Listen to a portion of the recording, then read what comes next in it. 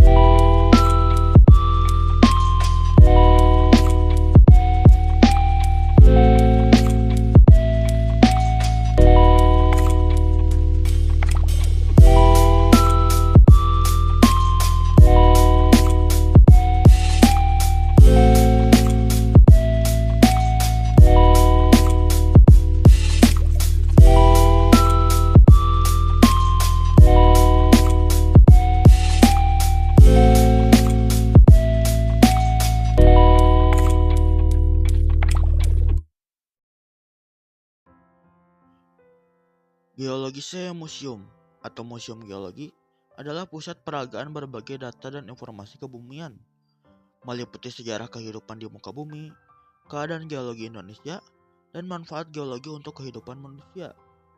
Museum ini dibangun pada tahun 1928 pada tanggal 16 Mei yang bertepatan dengan Kongres Ilmu Pengetahuan Pasifik keempat. Fun fact, pembangunan ini dikerjakan selama 11 bulan dengan 300 pekerja dan menghabiskan 400.000 guilder alias 3 miliar rupiah untuk membangun museum ini.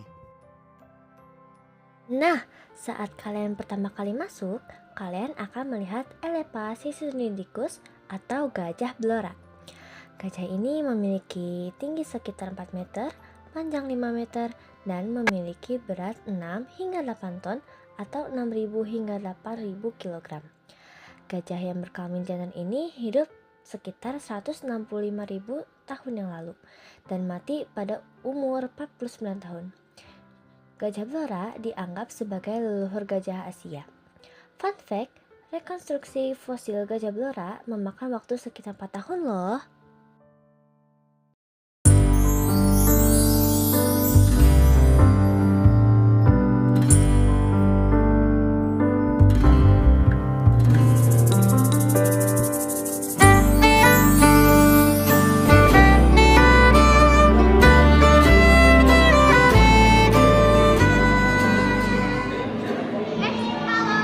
Sekarang ada 3 definisi pertama kita yaitu ruang geologi. Ruang geologi apa sih? Nah, bagi yang baru tahu, geologi Indonesia adalah ruangan yang menginformasikan tentang proses pembuatan bumi, lingkup, dan sumber matahari. Terdapat klasifikasi juga klasifikasinya ada ini loh, keren-keren kan? Nah, di sini juga ada informasi-informasi tentang peristiwa-peristiwa yang ada terjadi di dalam bumi. Sini lihat tuh. Belum berapa sih?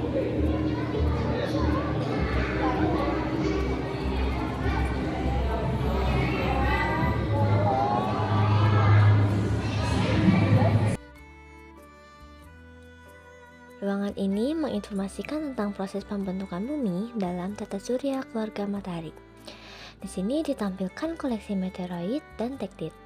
Selanjutnya digambarkan tentang perkembangan kepulauan Indonesia sejak 50 juta tahun yang lalu, hingga kondisinya sekarang menurut teori tektonik lempeng terkait dengan keberadaan kepulauan Indonesia di antara 3 lempeng tektonik, yaitu Eurasia, Pasifik, dan Indo-Australia, yang menyebabkan terjadinya berbagai fenomena geologi seperti gempa bumi, tsunami, dan aktivitas gunung api.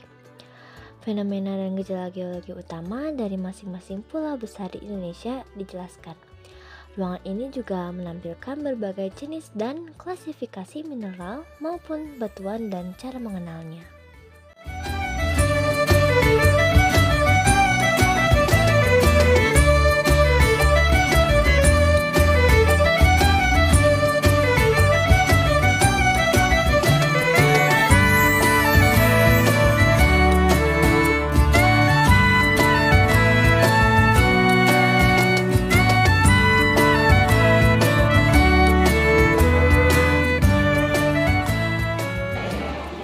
Halo, di sini tuh ada pembahasan tentang pembentukan tata surya, yaitu ada hal-hal tentang katusta, tentang angkasa di dunia kita, yang bukan tentang bumi saja, tapi lebih luas lagi.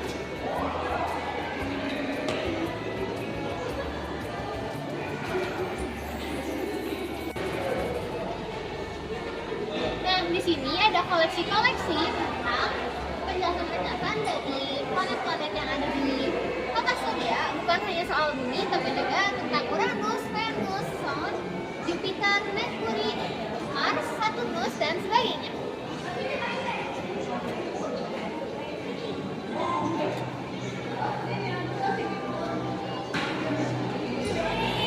Di sini juga dijelaskan cara terbentuknya planet loh, sini dan lihat.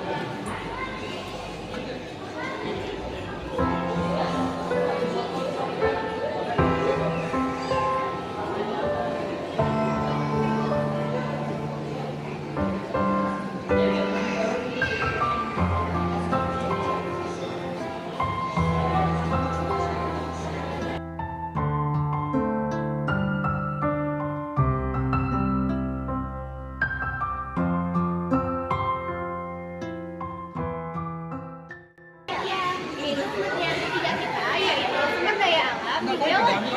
Ada sumber daya air, ada sumber daya panas, ada sumber daya bumi, dan masih banyak lagi. Ayo sini ikut.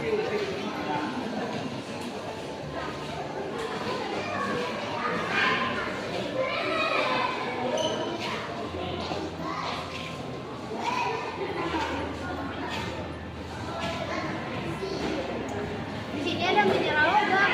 Mineral logamnya seperti ini, coba lihat. Wow. Merkuri. Dari rasa.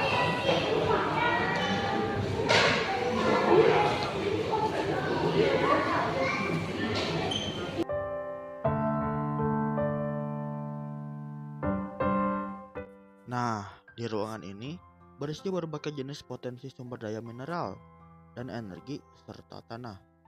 Sumber daya mineral meliputi berbagai jenis mineral logam dan non-logam, termasuk di dalamnya batu mulia. Sumber daya energi meliputi energi konvensional seperti minyak dan panas bumi. Sumber daya air, khususnya air tanah, merupakan potensi yang sangat dibutuhkan bagi kelangsungan hidup manusia.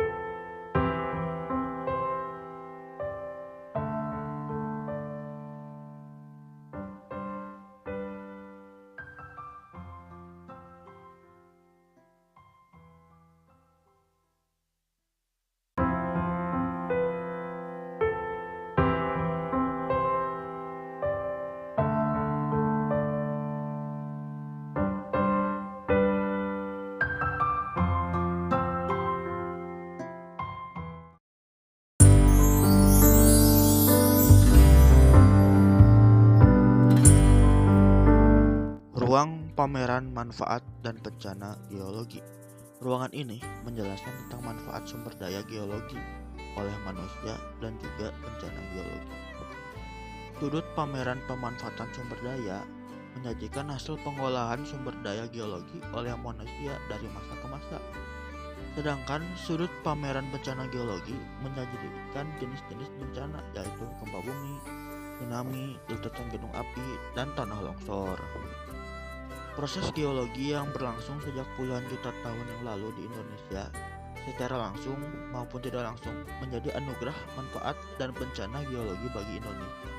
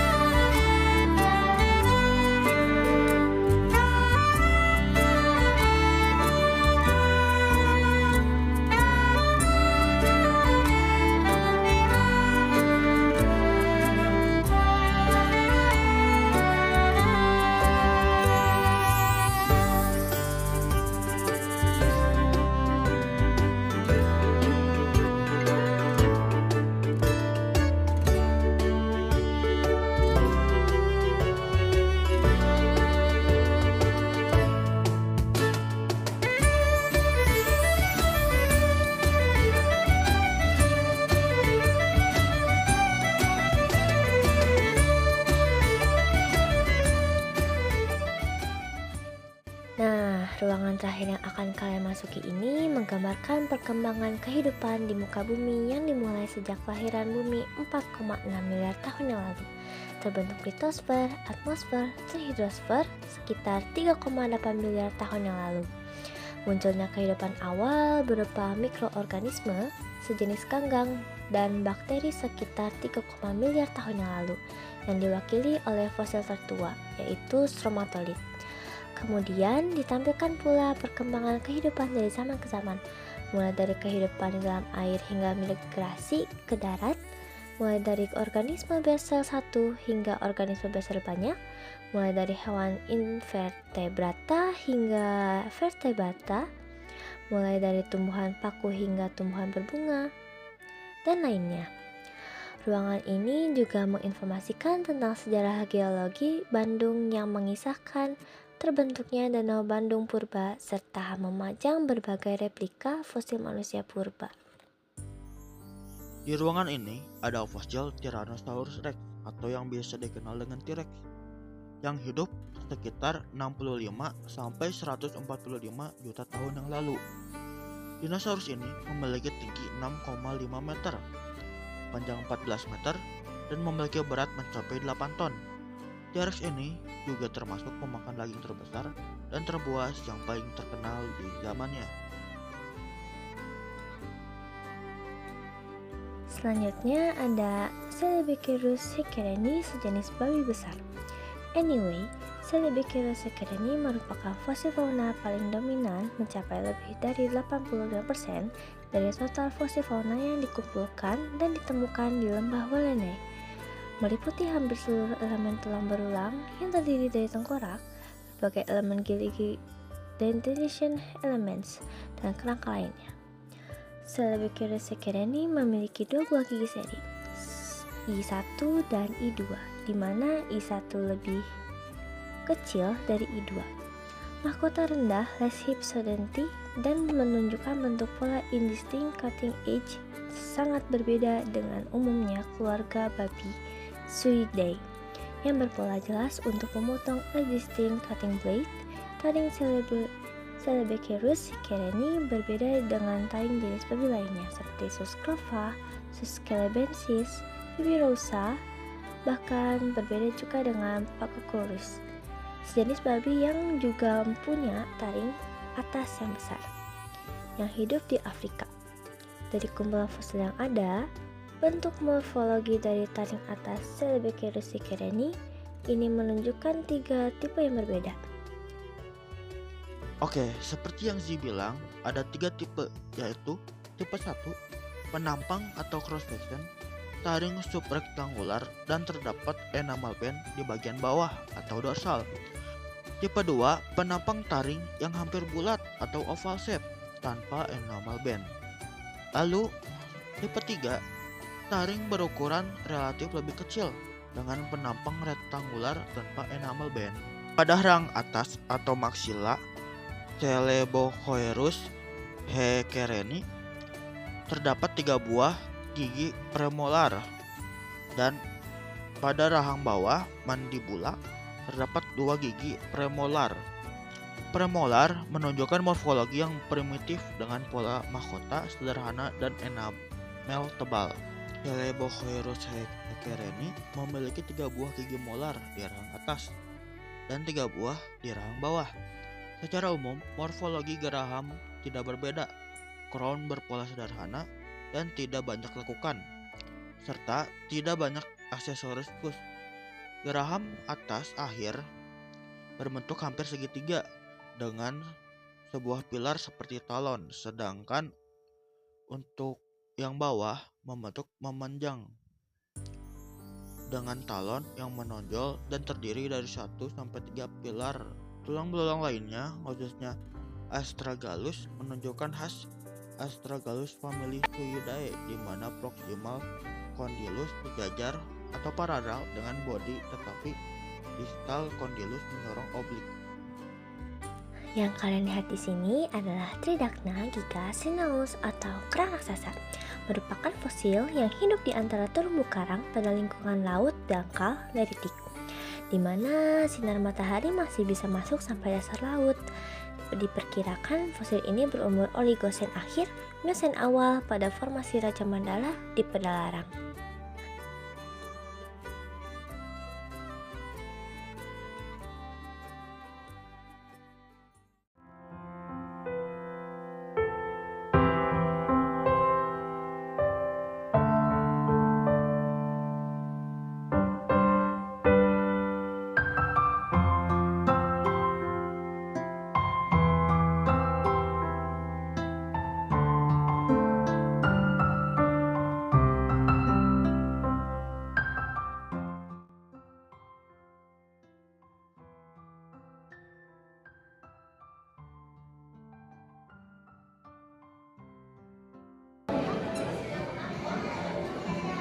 Seru nggak? Seru dong. Bentar lagi selesai dong ya? Iya. Kita keliling-kelilingnya. Nah, tapi ada satu apa namanya? Satu tempat. Iya, ada satu tempat yang belum kita kunjungin. Di mana tuh? Itu adalah tempat souvenir. Ayo kita jalan ke sana. Let's go. Let's go.